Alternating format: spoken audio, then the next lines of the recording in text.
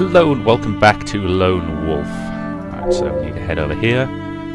Preferably without running into too many bad guys in the meantime. Good. Good. Excellent. That was handy. Glad to have the noxious chamber far behind you. The tunnel ahead is blessedly free of dangers. Unfortunately, that peace does not last long. Diving behind a rock column for cover has almost become second nature down here, and once again it saves you from discovery. In the room ahead, several geeks have been garrisoned under rough conditions. The room looks like it once held dozens of the grey beasts, but you have been steadily taking your toll against their numbers. Such a large party of geek never acts on its own though, and you are not surprised when a massive Gorgus stamps into the chamber, roaring at its underlings. Och na, gas na, mok zo, gachnik, ik ziggy. Our master Guznar grows impatient. Go, find her. The huge beast crosses the chamber to address the hastily assembled geek force. Even ones who do not know of the foul geek language can understand the next word it utters. Leandra. Leandra's eyes widen in shock as the huge creature sounds out her name. How? She whispers in shock. How can it possibly know my name? Guznar must be the Dracarim commander who has been orchestrating everything from the Tang. Apparently, he has unveiled some of the secrets of Leandra's prototype. Even worse, he knows about her. The picture is getting clearer, and it is not a pleasant image. You cannot wait for the geeks to find you both. You draw your weapon and hiss at Leandra to stay hidden. Whatever these fiends want from the girl, you cannot let them capture her. Whatever happens, stay hidden, stay safe. You leave your cover and rush headlong towards the Gorguts. Aki, Amaz, Oak, Okhim, Ta, Dok. Lone Wolf is here. Kill him. It roars as soon as it spots you. Okay, let's kill this bastard. Hang on, am I going into this fight with depleted health and other stuff? I have a dodgy feeling I might be.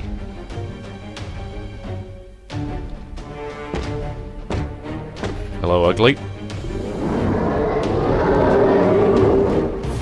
Assuming you're gonna have backup. Yup.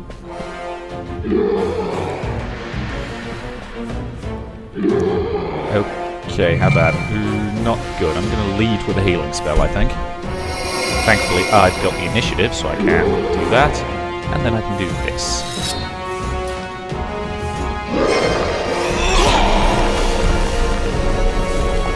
I'm just surprised there isn't a hold it high up in the air and go power of grace going on. Okay, let's get some poison on this bastard. This is why I bought a bunch of extra bolts for my crossbow after all. But having them and not using them. Damn it. Oh, this is gonna hurt. So it's annoying when the little bastards manage to counter your attacks. Good.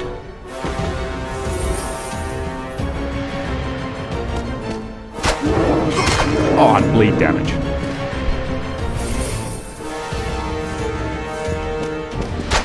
I also think I'm going to summon in Wolfie, who still needs a name, incidentally. As I say, it's possible somebody in the comment section suggested a brilliant one a couple of videos back, but as I say, recorded a week in advance. So I usually try to have these Let's Plays fully recorded by the time anybody sees the first part. It doesn't always work out like that. There are some games that I end up having to spread over a longer period of time. For the most part, that's my objective. Oh god, these bastards like stomp attacks, don't they? And I'm going to have to down a really strong potion immediately. Good boy. Come on, I just need to survive. No, okay. For a second I thought one of them was attacking. Just needed to survive long enough to take that potion. This guy's almost dead. This does seem to wear off him really fast. He's still poisoned. Which means this should... Yes. And stab him in the throat. I want to know how he gets that sword back into that scabbard while in midair. Okay, you are not exactly very well.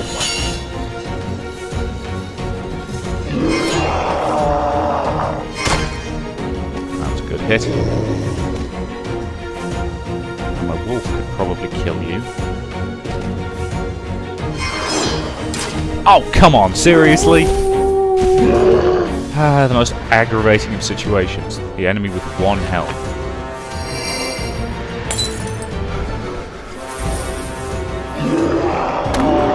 In all seriousness, an enemy with 1 health is spectacularly annoying. Okay, he's huddling up, so I can focus on this guy for a little while. Fortunately, we're running out of... Hey! Got some bleed on him, good. Okay then.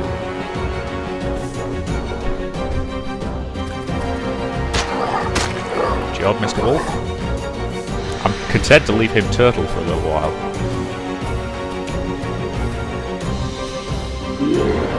Because while he's cowering like that, I can quite happily take care of his mate.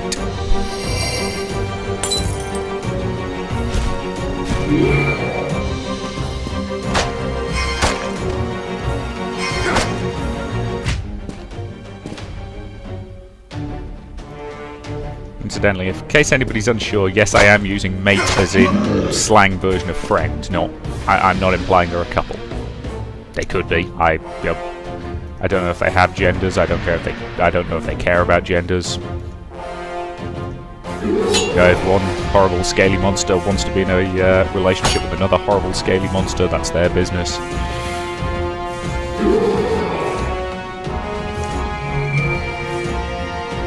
God, this guy likes huddling up, doesn't he?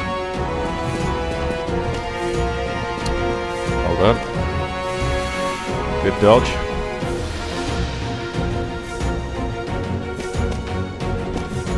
Very good dodge. Oh, that one he actually got the counter. Okay, 4th time's the charm. You. And unfortunately I don't have the endurance to do anything else. That'll work.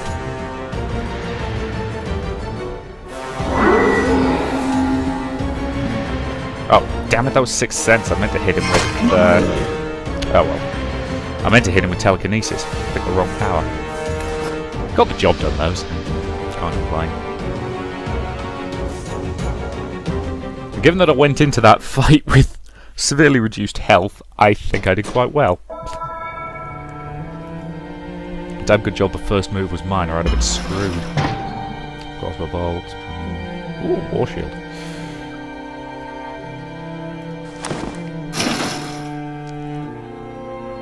The battle was violent, and the chamber has been completely ravaged. It is on the body of the hulking Gorguts, however, that you find something of great value. Tucked into a long pouch of crudely stitched leather, you discover a black iron tube with a letter inside. What does it say? Leandra says as she leaves her cover and returns to you. Please, Lone Wolf, tell me. It's written in the language of the Darklands. It will take me a moment to translate it. In the eerie silence of this blood-drenched room, you study the letter. Leandra has her eyes fixed on you as you read. She clearly wants to catch every single expression that you make, even before you speak to her again. The message seems to have been written by Guznar himself. Eventually you manage to translate it all.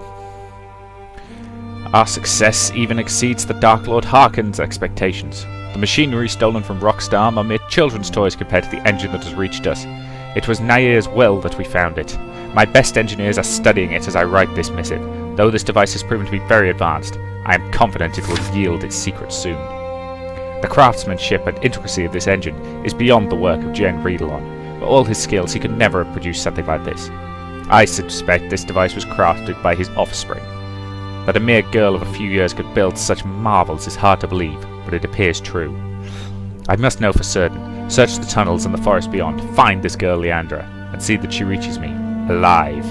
I will force the truth from her, one way or another. This is your sole mission now. Spend every last cur under your command if you have to, but bring me that girl. Warlord Guznar, commander of Vatang. This news is troubling indeed.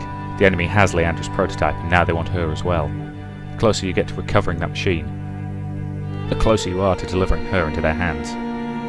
Though it will not be easy, you have to convince her to stay behind.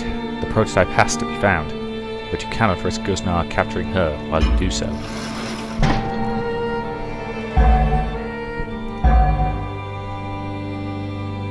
Okay, let's count on her understanding. Because she's not a fool. You know, she's a bit headstrong, but she's not a fool. Leandra stares at the letter. Though she cannot read it, she can tell from your expression that the news is dire. What is it? What does that blighted thing say? You take a deep breath and turn to her. Leandra, the enemy knows of you now. They will stop at nothing to claim you and your skills for Nah. I need you to turn back. That is why you need me with you. I am safer in your company and I can be useful. We have to press on together. You shake your head sadly. Please, Leandra, go back to the mines. I cannot fight our enemies and worry about your safety at the same time. And believe me, I am more worried about you now than I have ever been. She wants to say something in reply, something determined and brave. You're sure of it, but you anticipate her. You need to have the same faith in me as I have had in you so far. You said I should have arrived in Rockstar sooner, and you were right. Now let me put an end to this. She wants to protest, but the look on your face is more than she can refuse. She closes her eyes and nods just once. I wanted to do my part, you know that, but I'm not supposed to be a burden or a danger for you. Know this though, I'm not going because the frail demands it. I'm going because a friend is asking me to do so. She looks at you in the eyes one final time, and then she turns away and leaves. You feel relieved, but upset that it has come to this. Though you hate to send her away, the enemy has left you no choice. You know you are doing the right thing. I will return to you. That's all you can say while you watch the darkness engulf her.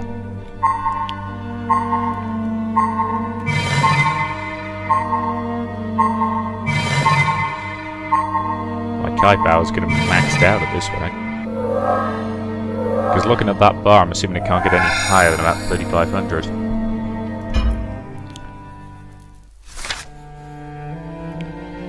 The Shanty Halls, Chapter 3. The dark stone around you has never felt so forbidding. As frustrating as she could be, you had gotten used to Leandra's presence. Her insights were useful, and her company was a welcome break from the constant solitude. Now that Leandra is gone, the journey is every bit as silent and awkward as you expected it to be. But even though the path forward will be harder to walk, you cannot dwell on her anger right now. You investigate the chamber, carefully checking every marking, every corner, and every shadow you encounter. Eventually you become certain that there is only one path that leads out. Ruthless Dracarum discipline has for once worked in your favour. Guznar has left the path back to Vatang well marked. His efficiency will be very helpful to you now. Following the marked trail, you do not let your guard down even for a moment. If this truly is the way to Guznar's citadel, it is sure to be patrolled. Our Dracarum general is not one you should underestimate. You have not been travelling in this direction long, before sure enough you hear the sounds of a patrol approaching. Unless you can find a way to avoid them, you will have to do battle once again.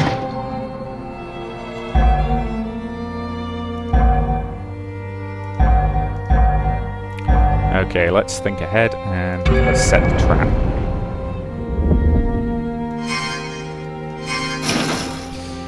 Spotting a crude array of torches hanging from the ceiling, you dart behind an outcropping of rock just before the patrol arrives. Though they seem alert, you escape their attention long enough for them to pass beneath a hanging iron wheel of torches in the ceiling. Thinking fast, you shoot at the chain holding it up. Striking true, you sever one of the links and send the heavy wheel crashing down onto the soldiers below. With that done, let's fight. Fighting time! It's fighting time!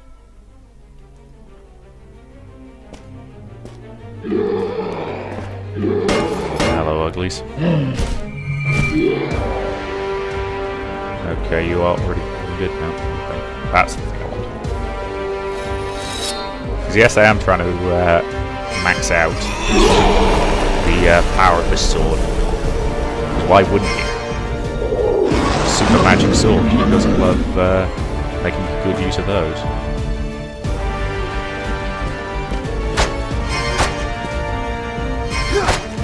Well, that was easy.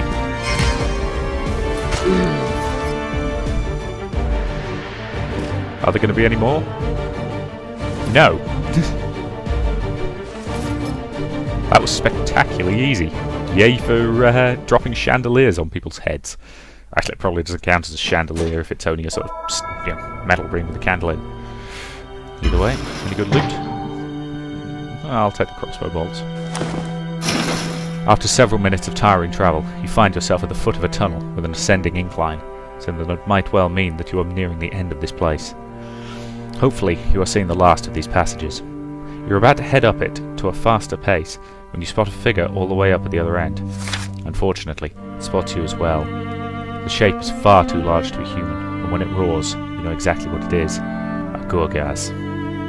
A huge savage moves to the side of the tunnel and The huge savage moves to the side of the tunnel and grabs the front of a wheeled cart. At first you think it is reaching for a weapon, but the truth is far worse.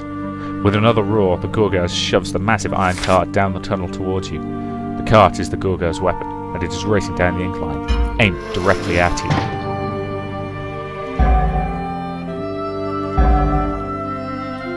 Okay, that's a really bad idea. Let's trust to telekinesis, I think.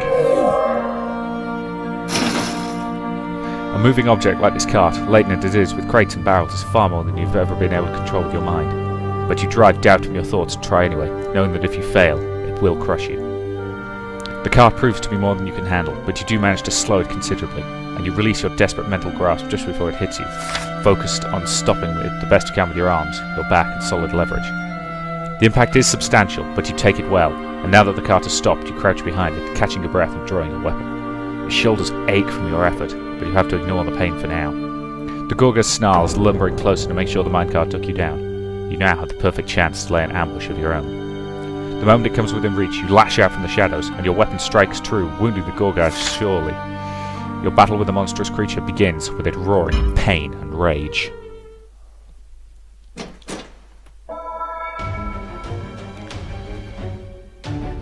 Now, is it going to be summoning allies, I wonder? Oh, it's not even an armoured one.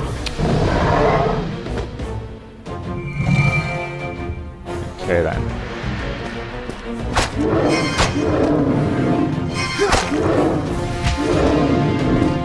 And once again, let's get some poison damage.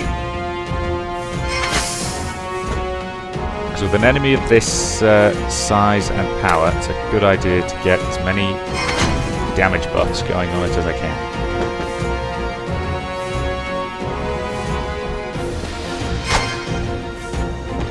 Might as well do that to it as well. Significantly reduce its ability to fight back. It's bleeding hard. Okay, good offensive. Just let all the damage do its job.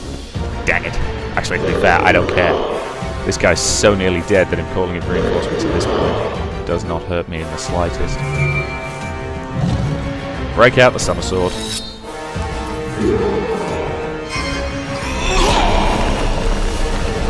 I mean, using it to kill a thing with 27 health seems a teensy bit of overkill.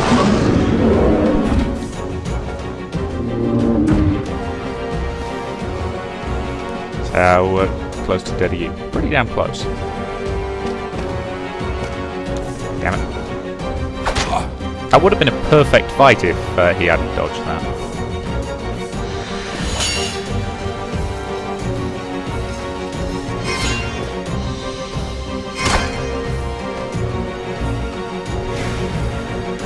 Okay, running low on health, so let's put a bolt in him. On the health, sorry. Running low on endurance, that's what I meant.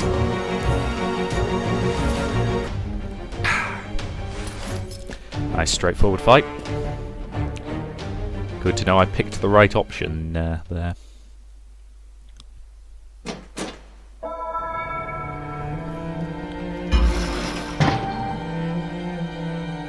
take that lot.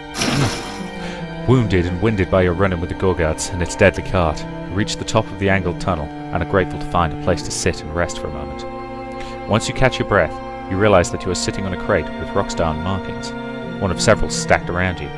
This is another storeroom, like the one where you found that first Dracarine chest. The cart makes perfect sense now. This must be a staging area for moving the goods from the village up along their way to the Tang. Most of these crates contain metals, valuable but of no use to you right now. Others are stuffed with leather and cloth, similarly useless. One container stands out, however. Up against the tunnel wall, you see a chest branded with a label you have seen before in Rockstar. This chest has travelled all the way here from Hankar's store. The chest is locked, but its potential is too great to ignore. If there are supplies inside, you need to get into it. At the very least, you need to keep those goods out of Dracarim hands. Then let's get lockpicking.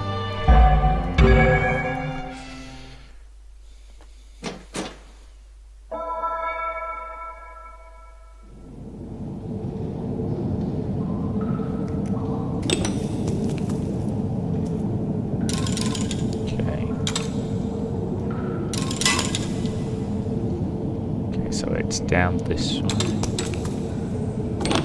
Good. Nice and straightforward.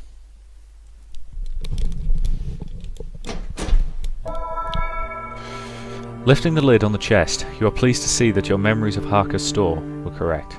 Anything that the merchant would have felt need to store in a locked chest, you definitely needed to obtain. Inside, you find several useful supplies and gear that will serve you well on the long road ahead. Wow! That is some good stuff. Before you leave the room, you stop to make sure that you are not leaving behind anything else of value. As constant as the patrols have been through here, there is little doubt you will not be able to backtrack safely. You search some crates without success, but eventually you chance upon a roughly written log of the loot that has been stored here. Such a document, its every line another accounting of people you failed to save, only serves to anger you. Every mention of personal goods renews your memories of the massacre in Rockstar. You are hastily leafing through the dialogue, teeth clenched, when you notice a map of the tunnel's complex amid its many pages. It shows the route the raiders are meant to follow to get back to their citadel, the Tang. According to this map, a tunnel has been dug underground, stretching from the stronghold to the depths of the temple. Despite your fury, you feel a certain relief to see that you are on the right track. Though the trip has been hard and costly, you are not far from your destination. There are also several strange symbols on the map, in the language of the Darklands. They serve to point out areas of mystery, places the Dracarim have not yet fully explored, but suspect of being important. After a moment's study, you realise these symbols denoting rooms and chambers you recognise. You've already been to many of these places and found nothing out of the ordinary. If your enemy is interested in these chambers, perhaps it would be worthwhile going back and having a closer look.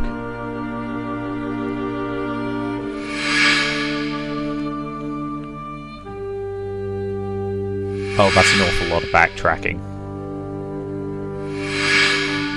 I will be honest, I'm not going to go and do all that backtracking.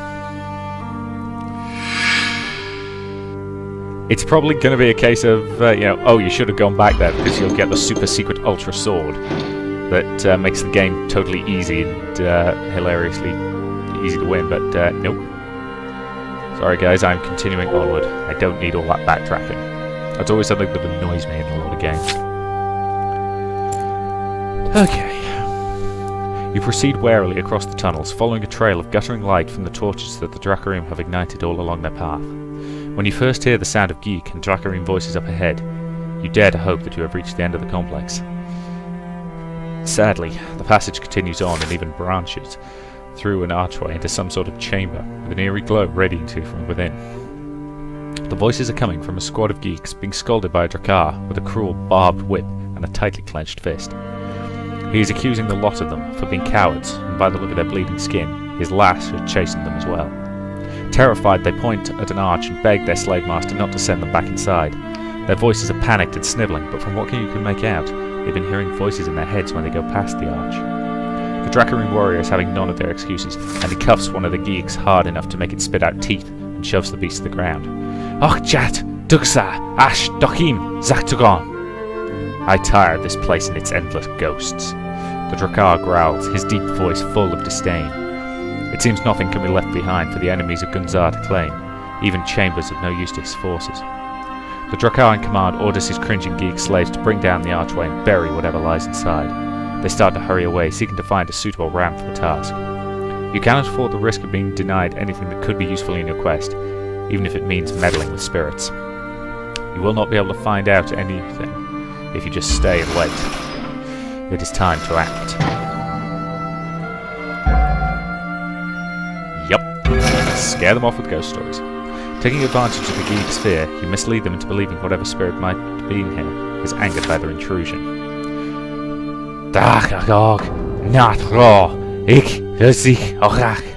Flee now, or be my prisoner forever, you shout, disguising your voice and projecting it as far as you can into the passage. Your plan works and the geeks panic. They break in all directions, running away blindly. Only the Drakkar remains, but he is not fooled by your ruse at all. Your voice has only served to give away your position. You find yourself under a rain of furious blows, the Drakkaroon commander pressing you for all he is worth. As he attacks, he shouts to his minions to return. Infuriated, he seems determined to make you pay for your deception, with or without their help. Well, I knew I'd have to fight him, so that's okay.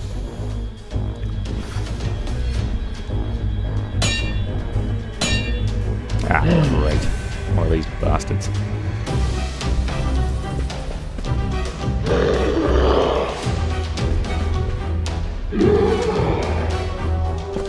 Well, that plan didn't work at all, did it? Oh! Fire strikes are annoying. Still.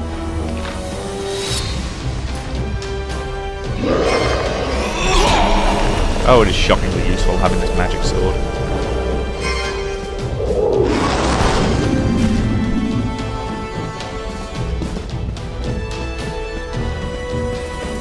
You, I probably need to hit with a strike to disable you. You guys are probably pretty close to dead, so I should be able to take you out with a few good strikes.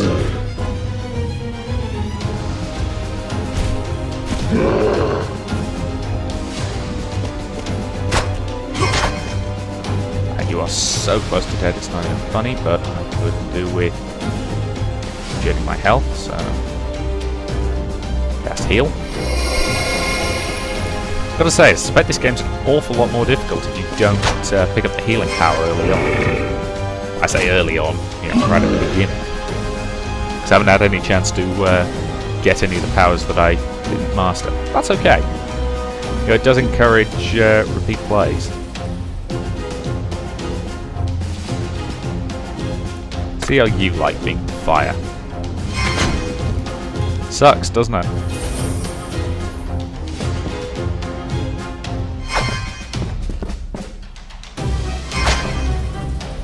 Okay, and now I need to turtle up. Okay, I'm no longer on fire, which is good. Dodge that. Counter strike.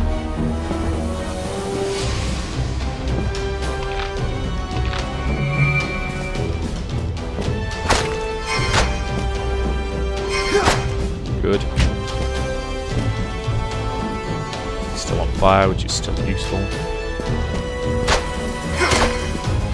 And he's down.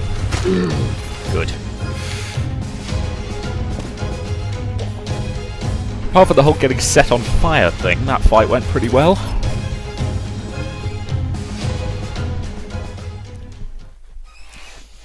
I've nearly maxed out my skill with the rank 3 sword, super sword skill. Ooh, powder flare, cool. Those are very useful on occasion. The chamber beyond the archway is not very large or imposing, but one detail catches your attention. A faint glow is coming from within, emanating around a small, simple altar of milky white crystal. Resting atop it, you find an urn of pure baronium, its surface covered in Shanti engravings. You begin to hear a low hum, but the sound is not in your ears. Just as the geeks claimed, the humming is in your mind. Your thoughts are being contacted by something ethereal and close by. The humming resolves itself into words, speech that echoes through your head like deafening whispers. As the voice speaks, you see the engravings on the urn flicker and pulse. You do not belong here. You belong here no more than those foul creatures before. Though you sense no malice, the voice is very powerful. So long have I been here, so long in my slumber.